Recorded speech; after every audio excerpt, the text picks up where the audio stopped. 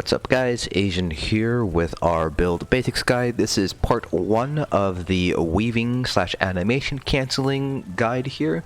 Today we're going to be talking about the various different forms of animation cancelling, and we'll also be demonstrating them as well and explaining why they're important in PvE combat. So these 4 types of animation cancelling are light attack weaving, bar swap cancelling, bash or block cancelling, it's kind of dependent on which one you want to do, as well as dodge roll cancelling. This last one is very rare to see in PvE, but the first 3 are fairly common. Light attack weaving and bar swap cancelling are probably the most common you'll see. Bash or block cancelling, we'll talk about both of them, how they're different. The bash cancelling is common for stamina DPS when they're running Marshlock. Block cancelling, not really used very often in PvE, but we'll still go over it. And then, of course, dodge roll cancelling, we're not really going to be talking about too much. I'll demonstrate it, but it's not really used too often in PvE. But it is a nice skill to kind of know how to do. So each of these animations basically take advantage of what's called the global cooldown. So abilities in ESO are on what's called a global cooldown. Essentially, you can basically cast abilities, one ability at a predetermined time. So you can only cast, in this instance, one ability every second. Now, the ability bars that you have, so that's the 1, 2, 3, 4, 5 that you see on the bottom of the screen there, that has its own global cooldown timer. And then light attacks have their own kind of separate global cooldown timer, so to speak.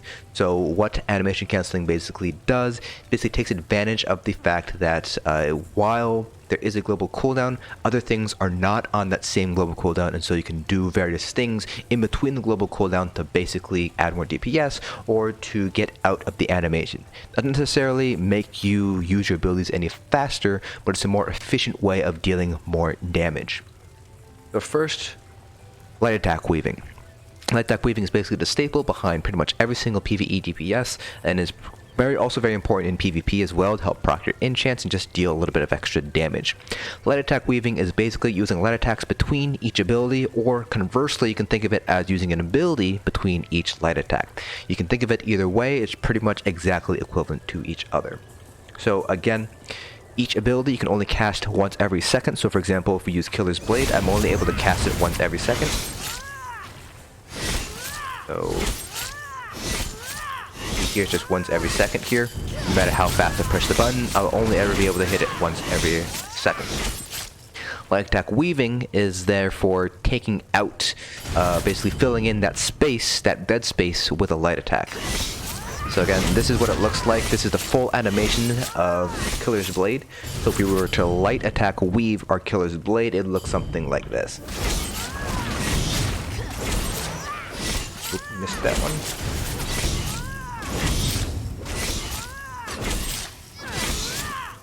So you can just barely see the light attack animation going off. So here's the full light attack animation for our main hand and our offhand. So you can see here when we light attack weave Killer's Blade, basically cancelling out the animation for the light attack. So that's why a lot of people think of it as light attacking, or just say an ability after each light attack compared to a light attack before each ability. You can think of it either way, but it accomplishes essentially the same thing. But that's light attack weaving. Again, very important thing to learn if you want to do very well on PvE DPS. And we'll talk a little bit behind kind of what I think is the best way to learn how to do light attack weaving well in the second part of this series. The next form of animation cancelling is what's known as bar swap cancelling.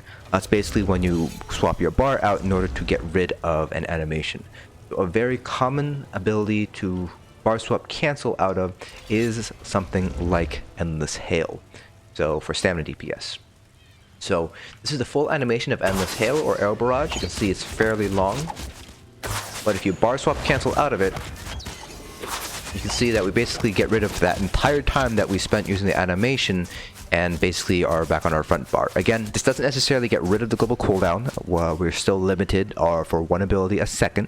This doesn't get rid of it, that bar swap cancel, but it does allow us to basically get on our front bar a lot faster and get started with our rotation a lot faster. So here's what it would look like without bar swap canceling. So let's say we were doing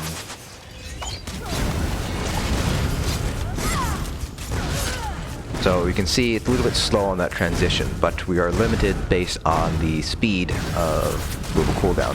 But now if we decide to bar swap cancel out of that animation, you see it's a lot faster, it's a lot smoother.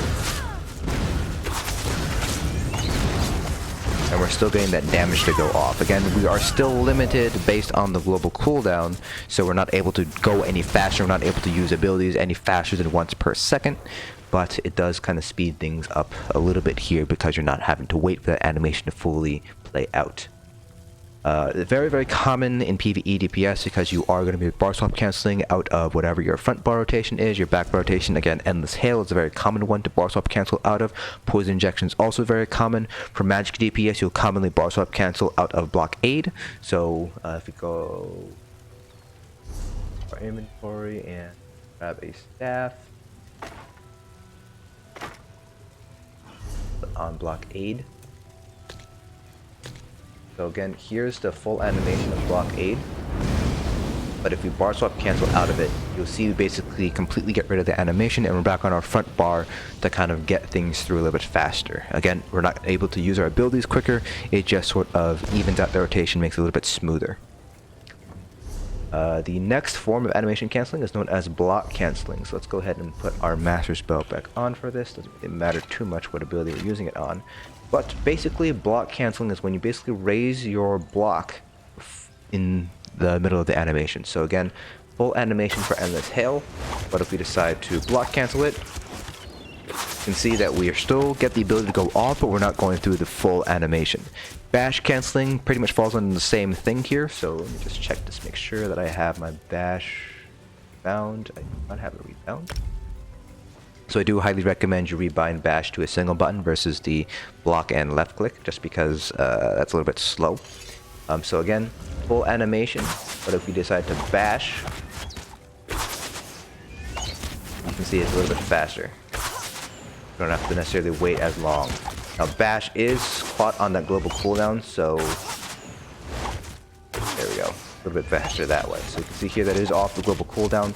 We're able to use an ability and bash pretty much right away. Compared to having to use an ability once every second or so. Block canceling and bash canceling aren't used very commonly in PvE DPS, at least block canceling is not, but bash canceling is often used when you're running Marcelock. Basically what you do is you bash cancel out of an animation to help proc Marcelock. It's a little bit hard to see because I'm doing it so quickly. So you can see here, that's basically what a bash cancel would look like.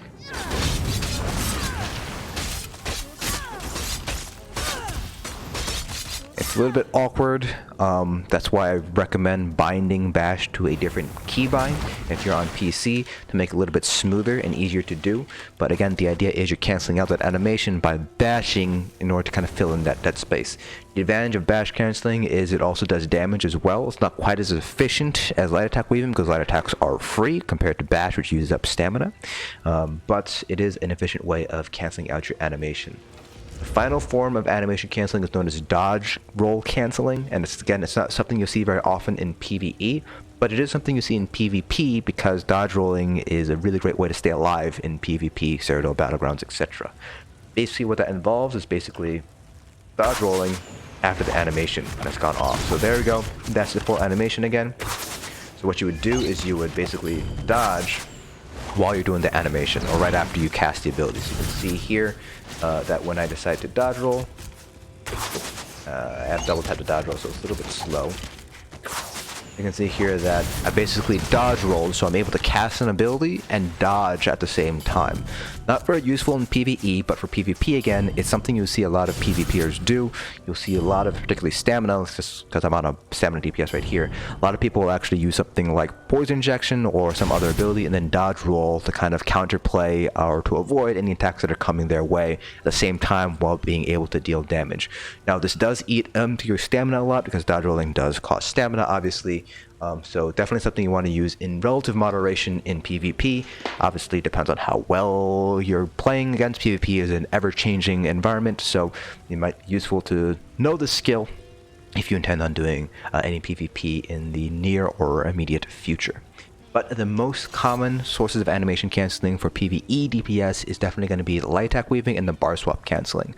So those are the two that you're going to want to master. If you're a standard DPS, you might also want to start working on bash canceling as well, or at the very least start bashing after abilities to kind of get used to running Marsalok.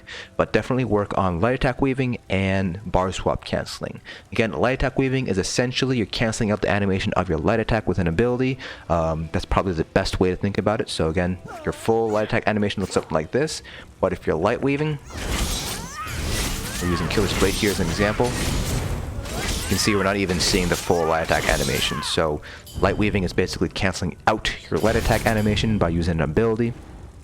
Bar swap canceling is basically canceling out the animation of a ability by bar swap canceling. So there I just bar swap canceled out of Deadly Cloak.